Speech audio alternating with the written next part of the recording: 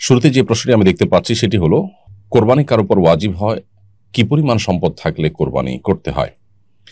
এর উত্তর হলো, ফুকাহে আহনাফের মতে কোরবানির ঈদের দিন এবং কোরবানির ঈদের পরে আরো 2 দিন, এই 3 দিনের মধ্যে কারো কাছে যদি এই পরিমাণ সম্পদ থাকে, যে সম্পদ দিয়ে তিনি 52.5 তোলা রূপা কিনতে পারেন, তাহলে তার উপরে কোরবানি ওয়াজিব হয় এবং এই পরিমাণ সম্পদ থাকলে তাকে কোরবানি করতে হয়।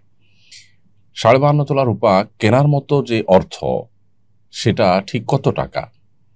আমরা বর্তমান বাজার দর যদি হিসেব করি, এক্সাক্ট বাজার দর হিসেব করা কঠিন। একেক সময় রূপার দাম একেক রকম হয়, তুলনামূলক স্বর্ণের মতো এত বেশি ওঠানামা না করলেও কম বেশি হতে থাকে।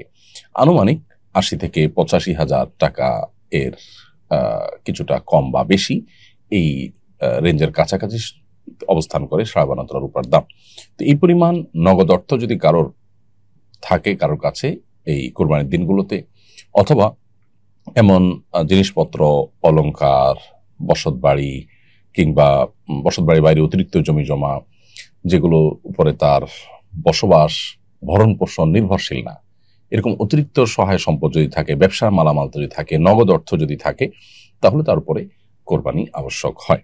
অর্থাৎ জাকাত আবশ্যক হওয়ার জন্য যে নেশাব আছে 52 তোলা রূপা, সেটার সমপরিমাণ বা সেটা কেনার মতো টাকা যদি কারোর কাছে থাকে, সেটার বয়স 1 বছর না হলেও কোরবানির দিনগুলোতে এই পরিমাণ টাকা থাকলেই তার উপরে কোরবানি আবশ্যক হয়।